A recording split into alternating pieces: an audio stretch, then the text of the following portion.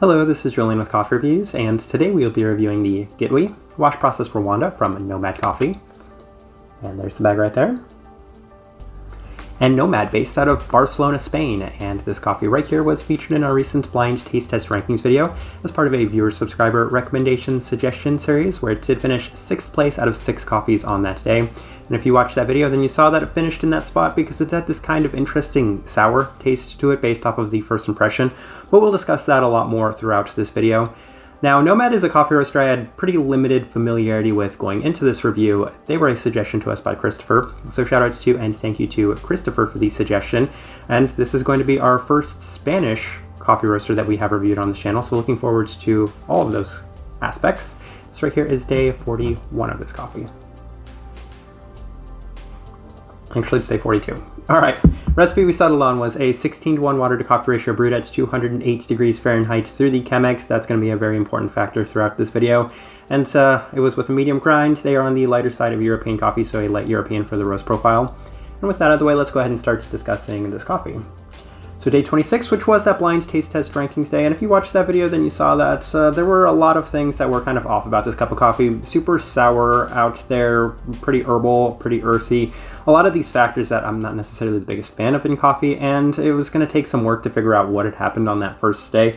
Chalked it up to possible barista error, but no matter how much you mess up a cup of coffee, it shouldn't be this off, so there was something definitely off with this cup of coffee, and it was going to take a little bit to figure that out. But not necessarily the best first experience, so we continue. Day 29 ran it through the Chemex for the first time, and it was noticeably better on this day. Now, this cup of coffee as a whole is pretty tame and light, so whatever factors you were getting from this cup of coffee, they were going to be a lot more pronounced because the cup as a whole had a pretty delicate and tame base to begin with. So as a result, a slight bit of this sour tang, and they have a goji berry listed on here, and that's probably what it is it's a kind of sour berry. So I don't exactly know what a goji berry tastes like, but I assume that that's what this is. And it's a little bit more of a well-rounded, lighter fruit-based cup, so better second impression. And then day 31, I noticed what was kind of off about this coffee, and I've been noticing it every time I ground the coffee because as I would smell the coffee, the aroma from the grounds, it did have this kind of slight earthy smell to it, this earthy aroma to it.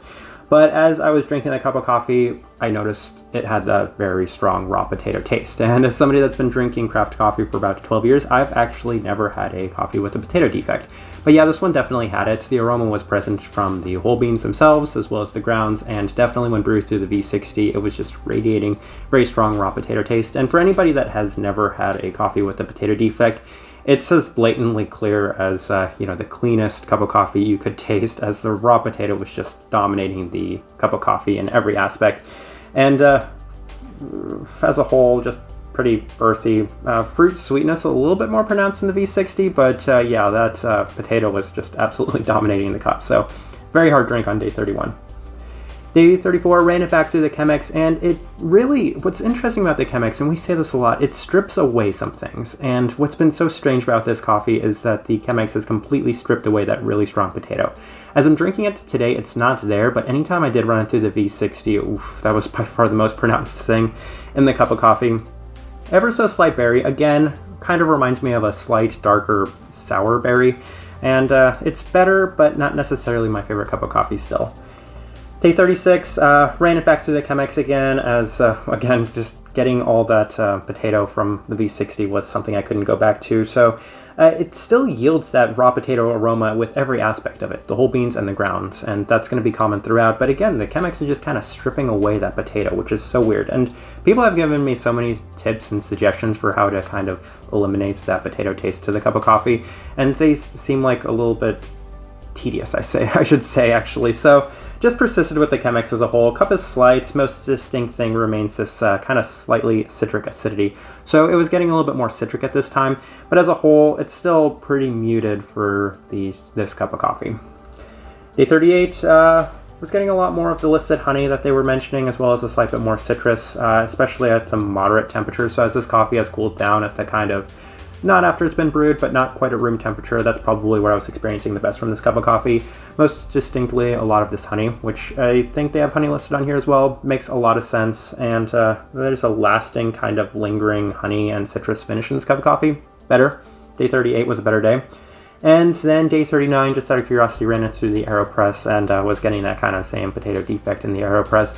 So that was my concern, was pretty much the only brew method I could use for this cup of coffee to not have this potato taste was through the Chemex. So we won't discuss the AeroPress today because that was another day where, I mean, it was just pretty potato dominant. All right, let's go ahead and put up the tasting wheel so you can see what we were getting. All right, and 2 level 4s, so let's go through them real quick. The cleanliness at a level 4 and the savoriness at a level 4. So even then, it's still a pretty clean cup of coffee, but it's because this is just such a delicate and tame cup of coffee to begin with that nothing was too overly pronounced, and as a result, you had a pretty clean base. So that's definitely justified there. The savoriness, yeah, whatever this kind of like earthy herbal vegetal taste that I'm getting from it, that's not the potato, it's very much present, the most pronounced factor in this cup of coffee, so that's why that's all the way up to a level 4. But then we have quite a few things at a level 3, so let's run through all of them real quick. Chocolate at level 3, I don't agree with that on this day. This day is a much more light chocolate. I think there were times where I was thinking this is probably going to be a little bit of a craft chocolate bar. I've said that a lot with a lot of lighter coffees, but it's not quite as present on this day, so I'd probably bump that down to a level 2, but was probably justified on this day. Finish, level 3. You know, for being such a tame cup of coffee, it did have a pretty lasting finish, so I definitely think that that's justified there. Pretty acidic, a fair bit of florals, a fair bit of spice definitely in this cup of coffee, and then the berry and the citrus fruit were in about equal parts. So what we were experiencing with this kind of sour berry was just as present as it was with this kind of more citric cup of coffee. And then the stone fruit at level 2, and they have a dried apricot listed on here. I could see it. It's not necessarily the most overly pronounced thing, but again, this cup of coffee as a whole was pretty tame, so wasn't getting too much out of it. The biggest sticking point for me on this coffee, though, is that sweetness at a level 2, and I think it is at a level 2, maybe if I'm being generous at the higher side of that level 2, but I could not bump this cup of coffee up to a level 3. And my favorite thing about coffee is sweetness. Sweetness and clarity are my 2 favorite things, so having a cup of coffee at a level 2, not necessarily going to be my favorite. So yeah, for the most part, I think I like the way that this tasting wheel looks, but for whatever it's worth, brewing this coffee today, it's probably the best I've had this coffee, so maybe there's something that I'm missing. Maybe there was some really nice potential in this cup of coffee that I was just not able to get. But yeah, for the most part, I kind of like the way that this tasting wheel looks for the way I was drinking this coffee. All right, overall thoughts and impressions of this coffee. I mean, I'll be completely honest, it was one of the harder drinks, and it did have to do with that potato defect, but kind of getting rid of that potato defect, it did kind of lend itself to a cup of coffee that I was able to get some nice things out of. But this is what I wanted to say directly to Christopher and anybody that does suggest any coffee to me that may not necessarily be my favorite. It happens. I wouldn't worry about it at all. Last year, I suggested the Jose Hernandez and the Juan Peña, both from Sweet Bloom, to people sight unseen. I'd never touched those cups of coffee. I didn't know what they tasted like. And of course, since I suggested them to people, I purchased them myself, and I didn't particularly like either of those 2 coffees.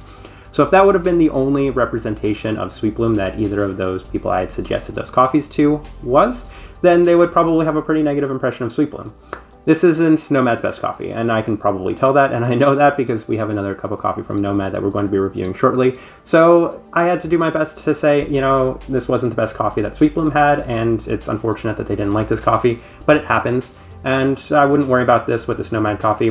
Not necessarily my favorite, but it happens. There's another cup of coffee that we'll be reviewing, and it's my job to actually find out what's the best thing about these coffees as well as this coffee roaster. So at some point, I'm going to figure it out with Nomad, and it may not be this coffee, it may not be the next coffee, but at some point I will see why Nomad is such a loved and prestigious coffee roaster. Type of person I would suggest this coffee to, there are definitely some nice parts to it, as there are nice parts to every coffee. Keep in mind, there is that potato defect, so maybe if you're a big fan of brewing it through other methods other than the Chemex, it might not be the best. If you can figure out a way to kind of alleviate that potato defect, then you're going to be in business here. But there was some nice honey to it. It was a little delicate, it was a little subtle. There was some nice, there was a pretty decent amount of citric acidity, so I know people are fans of the citric acidity as well. Those are probably the most pronounced things in this cup of coffee. A little earthy, a little herbal as well, so keep all of those things in mind. But yeah, for the most part, I think this is how I will leave this review. If you by chance had an opportunity to try this coffee, we'd love to know your thoughts and impressions of it as well. If you're enjoying the content, give this video a like, subscribe if you're not already subscribed. This right here has been a review of the Gitwe Wash Process Rwanda from Nomad Coffee. Thank you for watching.